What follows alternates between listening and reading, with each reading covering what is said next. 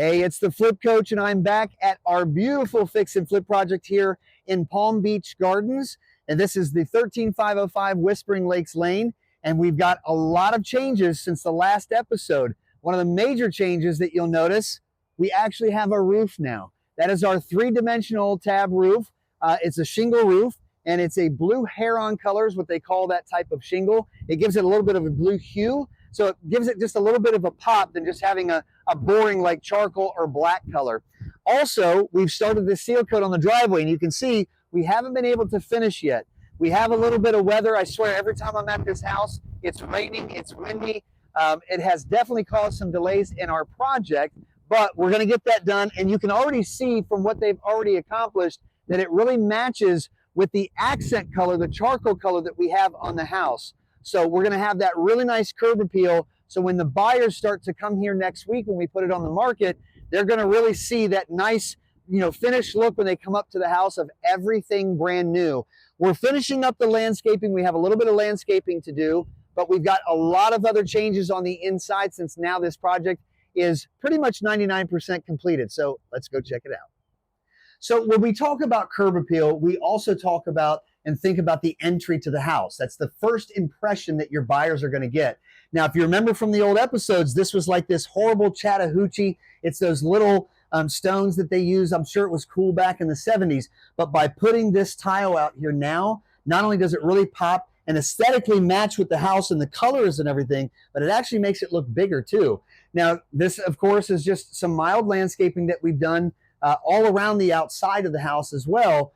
But, when we're doing a house, over my last 23 years of doing fix and flips, I like to leave a little bit to the imagination of the new homeowners. So as an example, on this side, if you look over here, we just put these rocks in, which, the gray color matches with the sidewalk that we painted as well. Instead of putting in a new sidewalk with this red brick, we just went ahead and painted it. So that saves some money on the budget, and it looks really nice. But the new homeowners may want to do something there. I'm sure the wife might have some flowers or something that she wants to install, and just to make it look a little bit nicer. So we've made a lot of improvements on the inside. Guys, come on in and take a look. So first, just walking into the house, the openness of it when you get into the kitchen area is really what's going to help sell this house. So look at the openness. By taking out this wall and really opening up this kitchen, it just really makes this room. This is going to be a huge selling point in this house. Now, the last time you guys, the last episode, the cabinets were installed, but we had plastic over them because we were still fixing the ceiling. We had the ceiling all opened up to do all of this electrical.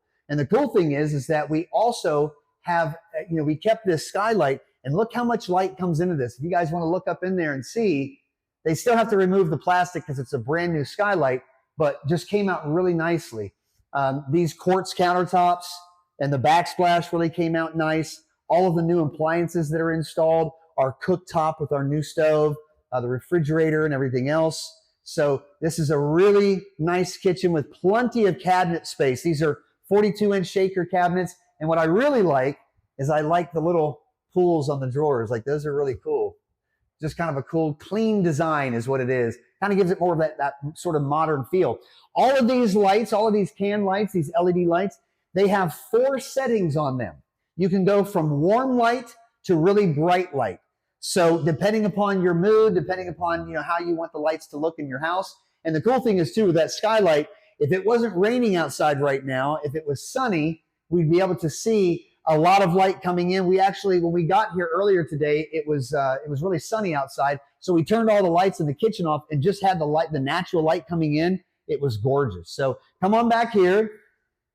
We have finished all of this now with the new fans and lights as well. And of course, the patio. We still have a little bit of work to do out here, but this came out really nicely. I mean, having these sliding glass doors, all hurricane impact windows. We maintained the same brick. This was the same brick that was used in the sidewalk out to the front, but we've actually already polished it. It's dirty now because they're still doing some other work, but we will have this all cleaned up. We've already polished all of the framing and everything here. We do have some more that we have to kind of finish to clean it up, and then we also polished in and stained the old wood that was in the ceiling here, and then put in our two new fans with our LED lights as well. So I think this came out really nicely. This is going to be a nice patio for them to enjoy, you know, the water of the house being on the water. I mean, I know we say on the water. It does not necessarily mean that it's on the ocean. But in a neighborhood like this, when you have like a little, you know, canal and lake and things that are made, even if it's man-made, it still gives you a little bit more of a higher price and value on your property because you're on the water. So you remember the third bedroom that we did? Well, we have it now completed. We had most of it completed on the last episode, but just not completely finished. And of course, we didn't have the final closet doors with the hardware on. And we still have the new can lighting that's in here that has the 4 switches, so you can control from warm to like super bright. I don't know what the actual settings are, but it makes it kind of nice because you can alter the lighting. And somebody in this bedroom might want to have warm lighting, or somebody in the next bedroom might want to have it like super bright. So this came out really nice. And this is, again, this is going to be a reason we only spent, I think, a total of about $4,500 to include and create this third bedroom, but that is going to increase our price by more than $45,000 about. I just looked at the comparables, and the 3-bedroom, 2 baths are selling for almost $50,000 more. So that's how you get your value out of highest and best use. Okay, now you guys are seeing the guest bathroom. The guest bathroom was pretty much completed on the last episode, except we had to put the new light and fan in, and there's a new independent switch. So the switches that we put in for electrical, we had to put in a switch that will control the light and the fan. So that way, if you don't need the fan, you can just have the light on. But everything looked really nice in there. Everything's done. And now with the LED lights and everything, it's looking completely finished. Now our master bathroom as well was pretty much completed last time. But look at that shower. That shower is gorgeous, especially with the sort of like wood type tile, and then that stone ground, and that oversized master bath. Master bath showers, I think, is going to be one of the main selling points of this house, no doubt. So the double vanity, we finished with a little sconce that's on the side there, and that's for a little, you know, if somebody wants to put like a little makeup vanity or something underneath it, they'll have like a little light, because there's like a good amount of space that's in that side of the bathroom. That's what they used to use it for, and that's why it was there originally. So the master bedroom.